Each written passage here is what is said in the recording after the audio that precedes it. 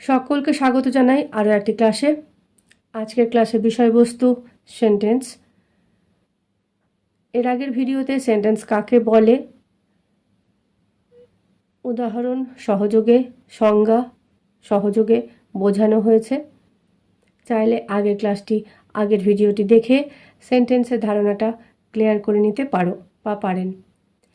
আজকের ক্লাসে বা আজকের ভিডিওতে আমরা আলোচনা করব সেন্টেন্সের গঠন, স্ট্রাকচার।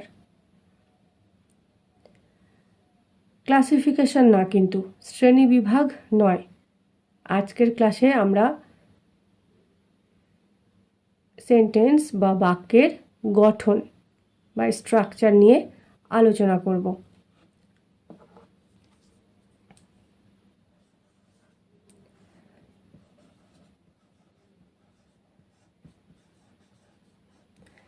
স্ট্রাকচার বা গঠন। আজকে স্ট্রাকচার বা গঠন নিয়ে আমরা আলোচনা করব। তো একটা সাধারণ আমরা যা চোখে দেখি সেই রকম জিনিস নিয়ে আলোচনা করলে, উদাহরণ দিলে ব্যাপারটা স্পষ্ট হবে।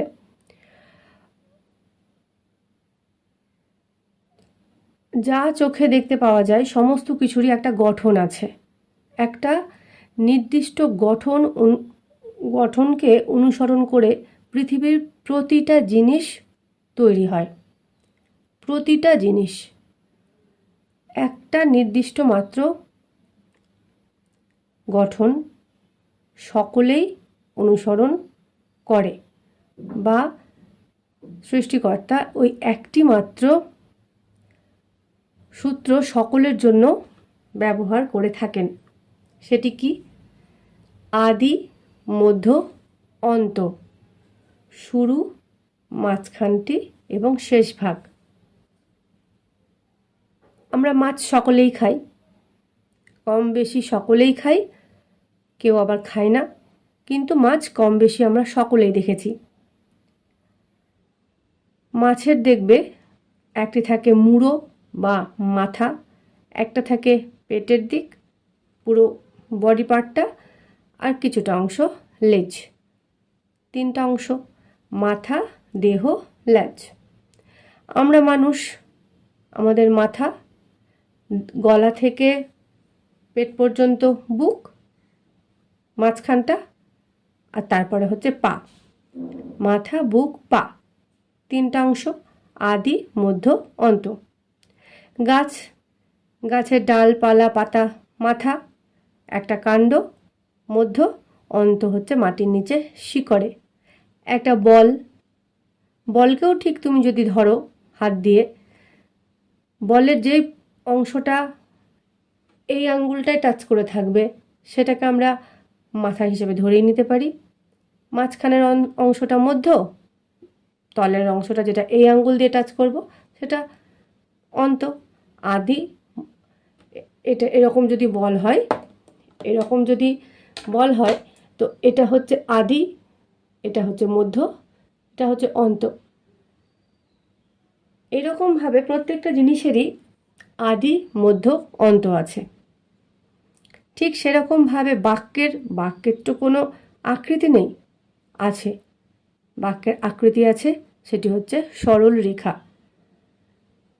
একটু লক্ষ্য করবে, প্রত্যেকটি বাক্যই, সে বাংলা হোক, ইংরেজি হোক, হিন্দি হোক, আরবি হোক, ফার্সি হোক, যে কোনো বাক্যই একটা সরল রেখা মেনটেন করে কিন্তু চলে। মাত্রা দিয়ে দিয়ে দিয়ে দিয়ে লেখা হয়। এখানে যদি ধরো আমি রাম শব্দটা লিখবো, তো এখানে র আর এখানে ম লিখবো না, কিন্তু পাশাপাশি রয়ে আঁকা ম লিখতে হবে, রাম। বা একটা আমি ভাত খাই, এখানে আমি, এখানে ভাত, এখানে খাই, বা এখানে আমি, এখানে ভাত, এখানে খাই না, আমি ভাত খাই। একটা কিন্তু সরল রেখা মেনে চলে। তার মানে এটা কি হলো, যে বাক্যেরও একটা আকৃতি আছে, সেটি হচ্ছে সরল রেখা। সরল রেখা বরাবর বাক্য চলে। সরল রেখা বরাবর চলে যখন, বাক্যেরও যখন আকৃতি আছে, তার মানে বাক্যও ওই সূত্রটা অবলম্বন করে নিশ্চয়ই চলছে, আদি মধ্য অন্ত। এবার বাক্যের আদি মধ্য আর অন্ত কি? বাক্যের আদি হচ্ছে সাবজেক্ট মাথা, মধ্য হচ্ছে সাবজেক্ট যা কাজ করছে, আর অন্ত হচ্ছে সাবজেক্ট কি কাজ করছে। বোঝা গেল ব্যাপারটা? আগে এইরকমভাবে গল্পের ছলে একটা বাক্যে কি কি থাকে সেটা আগে মাথায় সেট করো।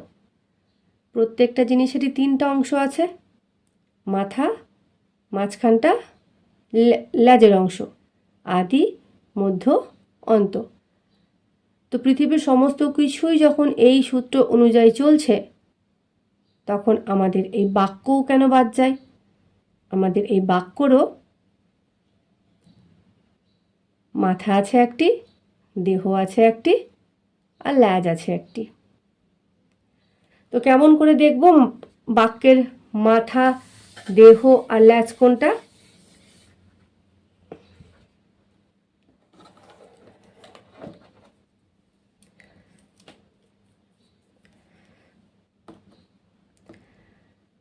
I eat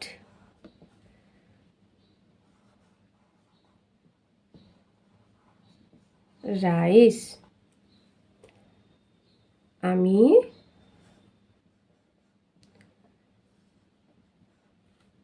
দেখো, আচ্ছা বাক্যটা সম্পূর্ণ হোক তারপরে দেখাচ্ছি।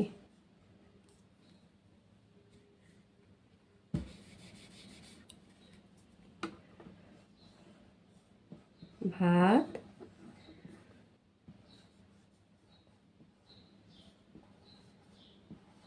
খাই। দেখো একটু আগে কি বললাম, বাক্য সরল রেখায় চলে। কাল্পনিক একটা রেখা কল্পনা করো, এই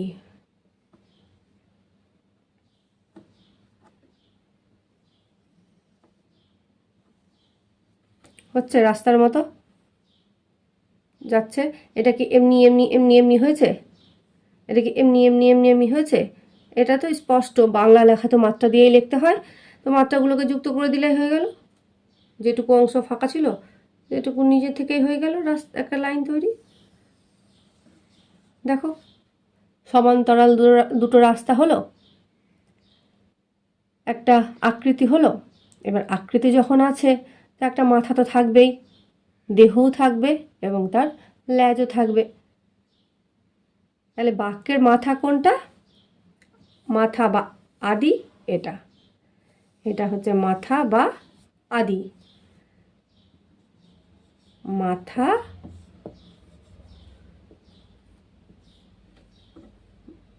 অথবা আদি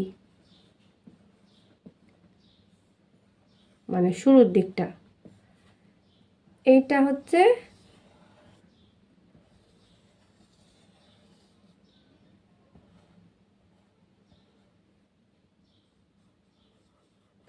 মধ্য বা দেহ।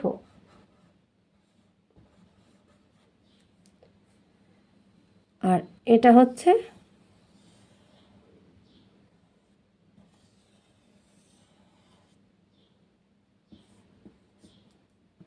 অন্ত।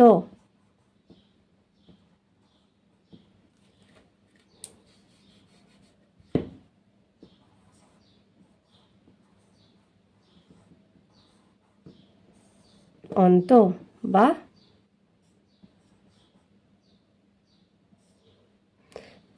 ল্যাজ বললাম, বা দেহ শেষ ভাগ বলো, শেষ ভাগ, যার যেটা মনে রাখতে সুবিধা সেটা নেবে।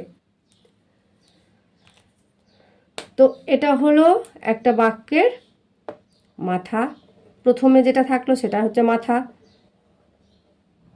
যে প্রথমে আসবে সেই হবে গার্জেন। মাথা, আমাদের বাড়ির মাথা একটাই থাকে, একটা বা দুটো, মা বা বাবা। আমাদের মা বাবা, তাদের মা বাবা আমাদের মাথা।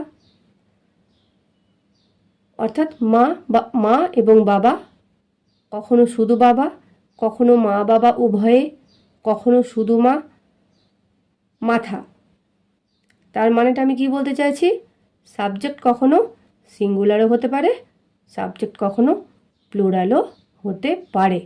মাথা একটাও হতে পারে, মাথা একাধিকটাও হতে পারে। ঠিক আছে, কখনো মা একা মাথা, কখনো বাবা একা মাথা, কখনো মা বাবা উভয়ে মাথা, কখনো মা বাবা তাদের মা বাবা জীবিত থাকলে ওনারাও মাথার মাথা। তার মানে সাবজেক্ট একজনও হতে পারেন বা একের বেশিও হতে পারে। সাবজেক্টের ঘরে একটা শব্দও বসতে পারে, একাধিক শব্দও বসতে পারে। বোঝা গেল মাথাটা।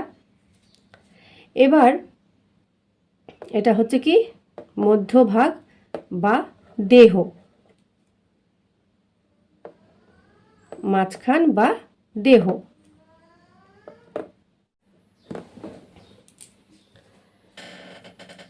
মাথা বোঝা গেছে, সাবজেক্ট বোঝা গেছে। এবার হচ্ছে এটা হচ্ছে মধ্যভাগ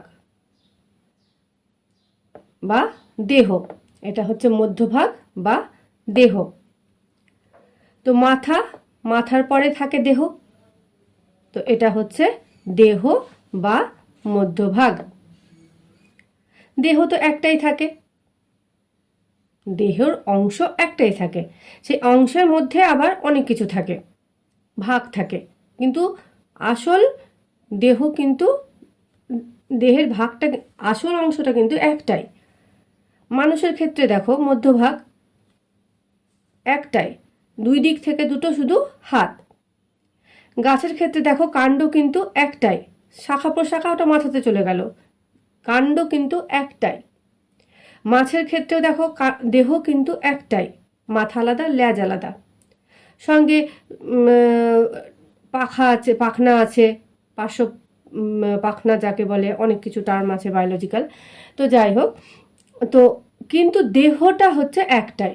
মাথা যেরকম এক বা একাধিক হতে পারে, গার্জেন এক বা একাধিক হতে পারে, কিন্তু দেহ কিন্তু একটাই থাকবে,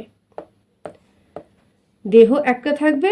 আর লেজও কিন্তু এক বা একাধিক হতে পারে। মানুষের ক্ষেত্রে দেখো দেহের পরের অংশটা হচ্ছে নিম্নাঙ্গ, নিম্নাঙ্গে দুটো পা, দুটো পায়ে দুটো পাতা, দুটো পাতাতে পাঁচটা পাঁচটা 10টা আঙ্গুল, 10টা আঙ্গুলে 10টা নখ। তার মানে কি অন্ত যেটা, ল্যাজ যেটা, সেটা একটাও হতে পারে আবার একাধিকটাও হতে পারে, তবে একাধিক হওয়ার সম্ভাবনাটাই বেশি থাকে। ল্যাজে মাছের দেখো, মাছের ল্যাজটা দুভাগে বিভক্ত, দুভাগের মধ্যে আবার কিরি কিরি কিরি কিরি কিরি করে অনেক রকম ভাগ আছে। গাছের শেকড় বাকড়ের তো অন্ত নেই। তাহলে ব্যাপারটা দাঁড়াচ্ছে কি, মাথা এক বা একাধিক হতে পারে, দেহ একটাই থাকবে কিন্তু প্রধান, দেহ থাকবে একটাই প্রধান দেহ, প্রধানের সঙ্গে দুটো বা তিনটে অপ্রধান, যেটা যেটা অত বেশি ভূমিকা পালন করে না, সেটা একটা বা দুটো বা তিনটে থাকতে পারে। কিন্তু আবার লেজের ক্ষেত্রে কিন্তু অন্তভাগ বা লেজ, সেখানে কিন্তু এই অন্তভাগ বা লেজের কিন্তু আবার অনেক কটা ভাগ থাকতেই পারে বা আবার ভাগ নাও থাকতে পারে। এই হলো গল্পের ছলে বাক্যের গঠন বা স্ট্রাকচার। সাধারণ গল্পের মাধ্যমে সাধারণ চারপাশের বিষয়বস্তুকে কেন্দ্র করে কিভাবে বাক্যের কটি অংশ এবং সেই অংশগুলো কি কি, সেটা কিভাবে মনে রাখবো একটা গল্পের আকারে বলা হলো। এবার একটু বইয়ের ভাষাতে বলা যাক, এটা সহজ সরল ভাষায় তোমরা যেন বুঝতে পারো, সেহেতু আগে সহজ সরলভাবে ব্যাপারটাকে বোঝানো হলো। এবার আসি বইয়ের ভাষায়। একই বাক্য নিই, আই ইট রাইস, আমি ভাত খাই। তো এটা কি বললাম? মাথা। এটা হচ্ছে সেন্টেন্সের ক্ষেত্রে সাবজেক্ট। এটা কি হচ্ছে? মধ্য অন্ত, মধ্য বা দেহ। সেন্টেন্সের ক্ষেত্রে এটাকে বলবো কি আমরা? ভার্ব।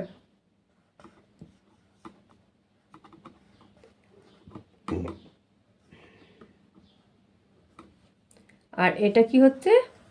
অন্ত বা লেজ। সেন্টেন্সের ক্ষেত্রে আমরা বলবো কি এটাকে? অবজেক্ট।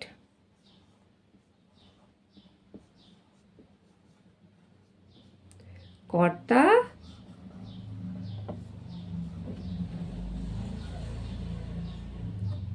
ক্রিয়া,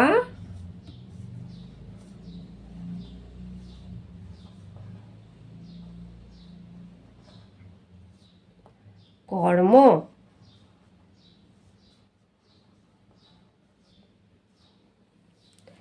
সাবজেক্ট, ভার্ব, অবজেক্ট, কর্তা, ক্রিয়া, কর্ম। যে কোনো বাক্য এই গঠনকে মেনেই চলে। সাবজেক্ট বা মাথা বা কর্তা একটিও থাকতে পারে, একাধিকটাও থাকতে পারে। মানে সেন্টেন্সের ক্ষেত্রে এটা কিভাবে প্রযোজ্য? আমিও থাকতে পারি, উইও থাকতে পারি। আই ইট রাইস বা উই ইট রাইস। আমিও থাকতে পারি বা আমরাও থাকতে পারি। একা আমিও হতে পারি গার্জেন, আমরা সকলে মিলে গার্জেন হতে পারি। বাবা মা, বাবা মার বাবা মা, সবাই মিলে গার্জেন হতে পারি। মানে সেন্টেন্সে একটা সাবজেক্ট থাকতে পারে বা একাধিক সাবজেক্ট থাকতে পারে। একাধিক সাবজেক্ট মানে এখানে উই, আবার এখানে এরকমভাবেও হতে পারে ব্যাপারটা, আই অ্যান্ড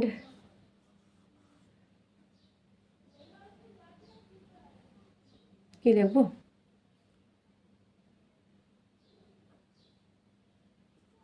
মাই ফাদার, আমি এবং আমার বাবা ভাত খাই। এখানে আমি একটা সাবজেক্ট, একটা কর্তা। আবার এই বাক্যে আমি সঙ্গে আমার বাবা, দুটো আলাদা আলাদা কর্তা। তার মানে সাবজেক্ট বা কর্তা একটিও হতে পারে, একাধিকটাও হতে পারে। এবার তাহলে সাবজেক্টের ডেফিনেশন আজকে আমি মৌখিক বলবো, তা না হলে ভিডিওটা অনেক বড় হয়ে যাবে। বেশি একসঙ্গে মাথায় নিলে সমস্ত কিছু গুলে সরবত হয়ে যাবে, কিছু আর মাথায় থাকবে না। আগে কনসেপ্ট ক্লিয়ার হোক, তারপরে সংজ্ঞাতে আসা যাবে। তো সাবজেক্ট তাহলে আমরা কাকে বলছি? বাক্যে যার সম্বন্ধে কিছু বলা হয় বা যে কাজটি করে বা যে হচ্ছে প্রধান বা যারা হচ্ছে প্রধান, যারা কাজটি করে সেই হচ্ছে কর্তা বা ইংরেজিতে সাবজেক্ট। ঠিক আছে? এবার কর্তা কি করে? কর্তা কিছু তো একটা করে। বাক্য, দেহ যখন, মাথা যখন আছে দেহ তো থাকবেই। দেহ ছাড়া মাথা তো ওটাকে মৃতদেহ বলবো, মৃত মাথা। দেহ যখন আছে মাথা অবশ্যই থাকবে। ল্যাজ থাকতেও পারে, নাও থাকতে পারে। আমরা বলতে আমার একটু কষ্টই হচ্ছে, তবুও বলছি, অনেক প্রাণী দেখেছি মানুষ পশু পাখির মধ্যেও দেখেছি নিচের পোর্শনটা নাই, হয়তো দুটো পা নাই, প্যারালাইসিস হয়ে গেছে, কি বলে অসুখটা একটা, পোলিওতে দুটো পা নাই, বা অ্যাক্সিডেন্ট হয়ে দুটো পা কাটা পড়ে গেছে, বা জন্মলগ্ন থেকে কোমরের পর থেকে অংশ দুটো পা তৈরিই হয়নি, এরকম তো আছে। কিন্তু মাথা থাকতেই হবে, সঙ্গে দেহটাকে থাকতেই হবে। দেহ আর মাথা না থাকলে কিন্তু কোনোভাবেই বেঁচে থাকা যাবে না। মাথাও দরকার, দেহও দরকার। এটা তো হলো সহজ সরল ভাষা। এবার বইয়ের ভাষায় কি বলবো? সাবজেক্ট থাকতে হলে সাবজেক্টের সঙ্গে ক্রিয়াকে থাকতেই হবে। ক্রিয়া ছাড়া যেমন সাবজেক্ট হবে না, সাবজেক্ট ছাড়া তেমন ক্রিয়া হবে না। সাধারণ ভাষায় শুধু দেহকে বা শুধু মাথাকে তুমি ব্যবহার যেরকম করতে পারবে না, আলাদা আলাদাভাবে দুটো ডেড বডি, ঠিক ওই রকমভাবেই সেন্টেন্সের ক্ষেত্রে সাবজেক্ট ছাড়া ভার্ব বা ভার্ব ছাড়া সাবজেক্ট ইনকমপ্লিট সেন্স দিয়ে থাকে। উদাহরণ কেমন করে নেব? আমি মৌখিকই বলছি, বোর্ড ওয়ার্ক করছি না, তাহলে পুরো পোর্শনটাই মিটিয়ে দিতে হবে, তো নেক্সট পার্টে আবার অসুবিধে হবে। তো দেখো, আমি যদি বলি আই, আমি, আমি, আই অ্যান্ড মাই ফাদার, আমার বাবা, আমি এবং আমার বাবা। আমি এবং আমার বাবা কি? গাছে চাপছি, দৌড়চ্ছি, খাচ্ছি, ঘুমোচ্ছি, বসে আছি, গল্প করছি, কি? আমি এবং আমার বাবা কি? একটা তো উত্তর চাই। কি করছি? কোন কাজটা করছি? কর্মটা কি? তার মানে মাথা যেরকম দেহ ছাড়া থাকতে পারে না, কর্তা সেরকম ক্রিয়া ছাড়া থাকতে পারে না। কর্তাকে ক্রিয়া করতেই হবে। ধরো আমি বসে আছি, শুধু বসেই আছি, আমি কিছু করছি না, কিন্তু এই বসে থাকাটাও ক্রিয়া।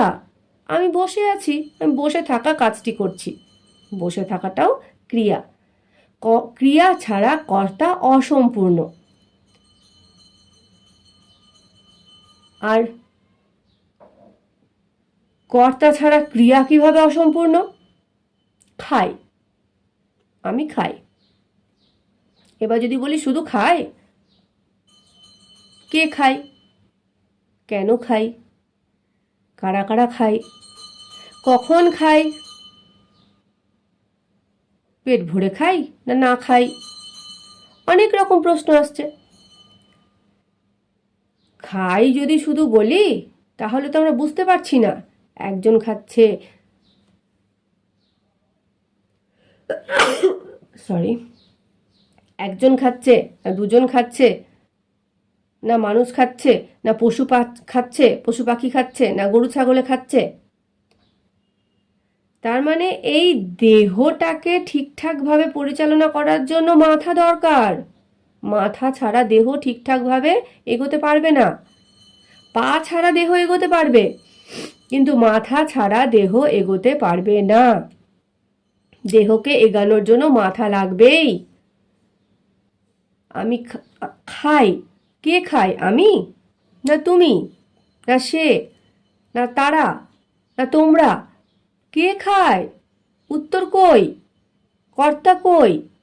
কর্তা ছাড়া কর্ম হয় না, দেহ ছাড়া মাথা হয় না।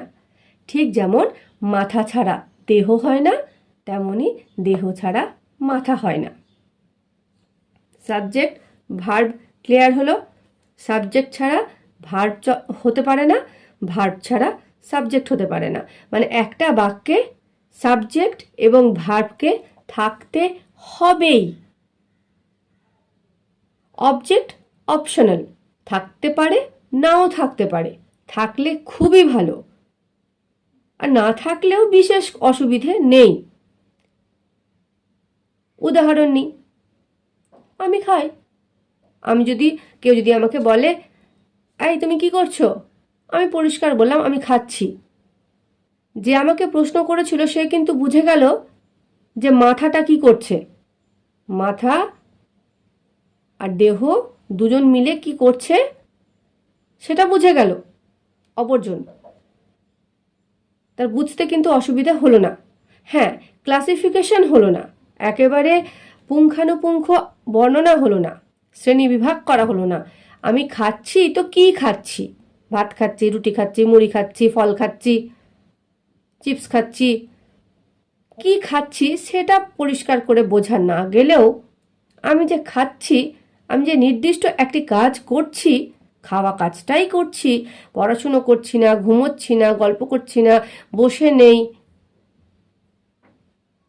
আমি যে খাওয়া কাজটিই করছি সেটা যে প্রশ্ন করেছে সে কিন্তু পরিষ্কার বুঝতে পেরে গেল। ঠিক আছে, তো কর্তা কাজ করছে, কি কাজ করছে, এই যে খাচ্ছি, কি খাচ্ছি, আমি খাচ্ছি, কি খাচ্ছি, আমি ভাত খাচ্ছি। আমি যদি শুধু এতটুকুই বলে দিই আমি খাচ্ছি, অসুবিধে নেই, এটাকে আমি আরো ক্লিয়ার করার জন্য বললাম ভাত খাচ্ছি। মানে আমার হাত পা থাকতে হবেই, বাধ্যবাধকতা নেই, কিন্তু থাকলে খুবই ভালো। আমরা মানুষ, গরু, ছাগল, পশু যারা পায়ে ভর দিয়ে চলি আমরা, তাদের পা থাকলে তো সম্পূর্ণ মানুষ। কিন্তু যাদের পা নেই তার মানে কি তারা চলে না? তারা অসম্পূর্ণ? তাদের জীবন থেমে থাকে না, তারাও চলে। পার্থক্য একটাই, পা থাকলে সম্পূর্ণ হয় আর পা না থাকলে অসম্পূর্ণ হয়, কিন্তু চলতে সকলকেই হয়। ঠিক ওই রকমভাবে অবজেক্ট ছাড়া সাবজেক্ট ভার্ব অবশ্যই চলতে পারবে, কিন্তু অবজেক্ট থাকলে সেটা আরো সুন্দর পরিপূর্ণ অর্থ প্রকাশ করবে। তাহলে একটা বাক্যের কটি অংশ থাকলো? কটি অংশ হয় যে কোনো বাক্যের? যে কোনো বাক্যের, আনন্দ হোক, দুঃখ হোক, প্রশ্নবোধক বাক্য হোক, যে কোনো বাক্য হোক, প্রত্যেকটা বাক্যেরই তিনটা অংশ থাকবে। এক হচ্ছে সাবজেক্ট, দুই হচ্ছে ভার্ব, তিন হচ্ছে অবজেক্ট।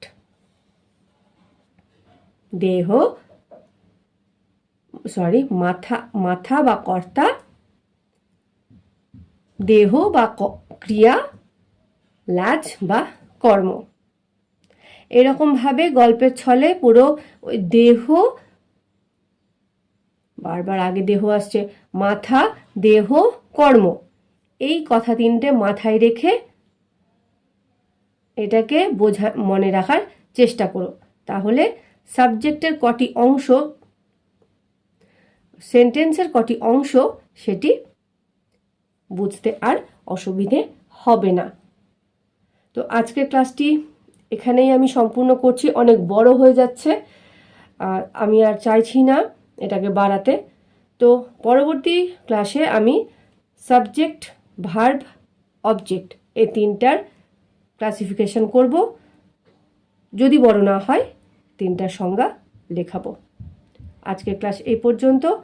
ভালো লাগলে, মন্দ লাগলে, ভালো মন্দ যাই লাগুক অবশ্যই জানাতে ভুলবেন না, আর পাশে থাকবেন, তাহলে আমার ক্লাস নিতে উৎসাহ বৃদ্ধি পাবে। ধন্যবাদ।